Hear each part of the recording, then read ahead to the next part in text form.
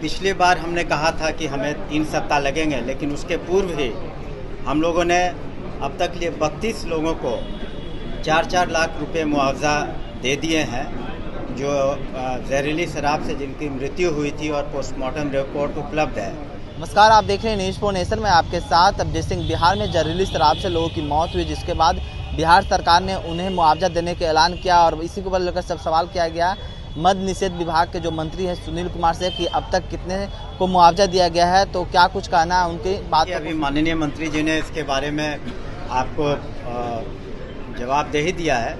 प्रशासनिक कारणों से निर्णय लिए जाते हैं और उसी कारण से निर्णय लिए गए होंगे और पुनः इसकी समीक्षा की जाएगी और जो भी पदस्थापन है होगा नए, उसके बारे में सूचित किया जाएगा सभी। पिछली बार हमने कहा था कि हमें 3 सप्ताह लगेंगे, लेकिन उसके पूर्व ही हम लोगों ने अब तक लिए 32 लोगों को 4-4 लाख रुपए मुआवजा दे दिए हैं, जो जहरीली शराब से जिनकी मृत्यु हुई थी और पोस्टमार्टम रिपोर्ट उपलब्ध है।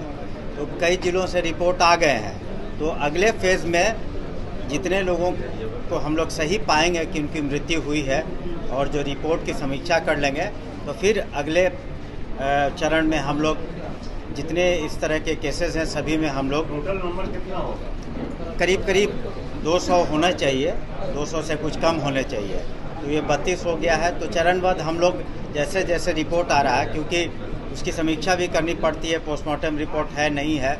वैसे हमने पिछली बार भी स्पष्ट किया था कि वैसे केसेस में जहां जहरीली शराब से मृत्यु नहीं हुई है, मृत्यु हुई है और पोस्टमार्टम रिपोर्ट नहीं है, वो भी अपना दावा पेश कर सकते हैं जिलाधिकारी के महोदय के सामने और परिस्थिति जन्य साक्ष्य पर उसकी समीक्षा की जाएगी और अगर सही पाया गया तो वैसे केसेस में भी हम लोग मुआवजा के बारे में निर्णय लेंगे। किसी तरह की छूट नहीं दी गई है। हमने अपने वीडियो कॉन्फ्रेंसिंग के माध्यम से अपने सभी पदाधिकारियों को, पुलिस विभाग के पदाधिकारियों को और एक्साइज विभाग के पदाधिकारियों को दिशा निर्देश दिया है कि हम लोगों का जो फोकस होना चाहिए, हम लोगों का जो काम है वो मुख्यतः जो लोग शराब, अवैध शराब का धंधा करते हैं, या तो उसके निर्माता हैं या सप्लायर हैं या डोर टू डोर डिलीवरी करते हैं, तो हम लोग का फोकस ज़्यादा होना चाहिए कि इस तरह का जो अवैध कमाई करता है उस पर ज़्यादा कंसंट्रेट करने के लिए, और न कि सिर्फ जो शराब पी करके घूमते हैं। तो उसके लिए तो हम लोगों के 84 चेक पोस्ट लगे हुए हैं, तो लोग पकड़े ही जाते हैं, लेकिन आखिर ये अवैध शराब आती कहाँ से है, कहाँ बनती है। तो इस पर फोकस करने से सप्लाई लाइन को अगर हम लोग कम कर देते हैं और उनके अवैध कमाई को कम कर देते हैं तो इसके परिणाम बेहतर होंगे।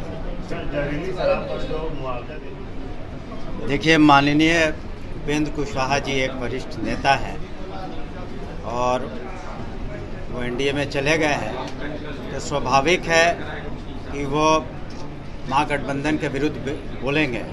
स्वाभाविक है कि हमारे सर्वमान्य नेता माननीय नीतीश कुमार जी, मुख्यमंत्री बिहार के विरुद्ध वो बोलेंगे और उनकी बात बोलने का कोई औचित्य नहीं है।